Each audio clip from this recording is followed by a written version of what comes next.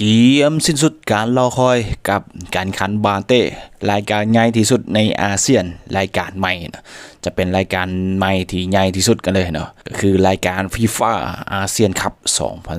2026มาพร้อมรูปแบบการขันใหม่นะจะมีทีมชั้นนำจากอาเซียนแล้วก็มีทีมพันธมิตรเนาะของภาคพื้นอาเซียนก็จะมาจากชาติในอาเซียนของเราเนาะเป็นชาติใหญ่ๆก็ได้บ่ว่าจะเป็นสปปจีนอินเดียที่ว่ามีพลเมืองหลายมาสมทบเนาะจะเฮ็ดให้รายการนี้เป็นอีกหนึ่งเวทีเป็นอีกหนึ่งธุรกิจนะก็คือจะมีคนเข้ามาเข้าถึงกันหลายขึ้นเนาะรายการฟีฟ่าอาเซียนคัพ2026มาพร้อมรูปแบบก็คือมีถึง14ทีมชั้นนำเข้าร่วมนะในนั้นก็มี11ชาติจากอาเซียนที่เหลือก็จะเป็นชาติจากอาเซียนเป็นชาติใหญ่ๆก็ได้เนาะก็น่าสนใจดีรายการนี้เนาะมีทั้งดิวิชั่น1ดิวิชั่น2เนาะเพิ่นจะมีการแบ่งออกเป็นตามอันดับ FIFA Ranking นะก็คืออันดับ154ลงไปจะเป็นดิวิชั่น1ส่วนทีมอันดับ155ขึ้นไปจะเป็นทีมในดิวิชั่น2เนาะไผจะเป็นผู้เขียนประวัติศาสตร์หน้าใหม่นะก็ถ้าเบิ่งกันละกันเนาะเบิ่งรายละเอียดอีกทีนึงเพิ่นจะมีการประกาศเนาะก่อนที่ว่าจะมีการขันในระหว่างวันที่22กันยายน6ตุลา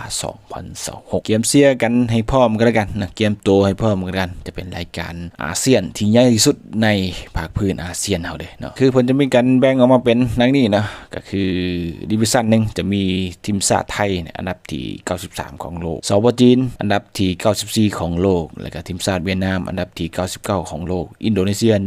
122ของโลกฟิลิปปินส์135ของโลกอินเดีย136ของโลกมาเลเซีย138ของโลกและก็สิงคโปร์147ของโลกส่วนทีมดิวิชั่น2เนาะจะเอาอันดับโลก155ขึ้นไปจะเป็นทีมชาติฮ่องกงนะ155ของโลกเมียนมา158ของโลกกัมพูชา177ของโลกแล้วก็ทีมชาติลาว185ของโลกบรูไน193ของโลกแล้วก็ติโมร์เลสเตอันดับที่200ของโลกนะก็เพิ่นจะมีการแข่งขันแบ่งเป็นดิวิชั่น1ดิวิชั่น2นะดิวิชั่น1ก็จะมีอยู่8ทีมเนาะส่วนว่าดิวิชั่น2จะมีอยู่6ทีมนะเพิ่นจะมีการประกาศอีกนึงเนาะรูปแบบการแข่งขันอย่างละเอียดนะจะมีการอัปเดตกันก็เบิ่งตามรูปกันนะทีมลาวเฮาก็จะอยู่ในดิวิชั่น2นะส่วนว่าทีมจากอาเซียนนะ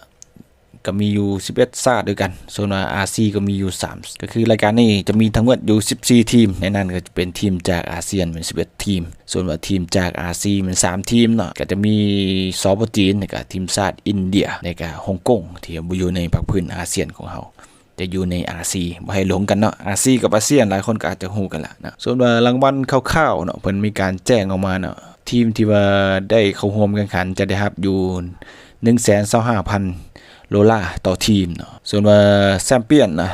ดิวิชั่น1จะได้ถึง1ล้านโลลานะส่วนว่าดิวิชั่น2จะได้อยู่300,000 โลลาก็ถือว่าเงินรางวัลหลายดีเนาะก็ถ้าติดตามก็แล้วกันนะอาจจะถ้ามีความเคลื่อนไหวอาจจะมีการอัปเดตเติมกันนะมาอัปเดตย่อๆให้ฟังนำกัน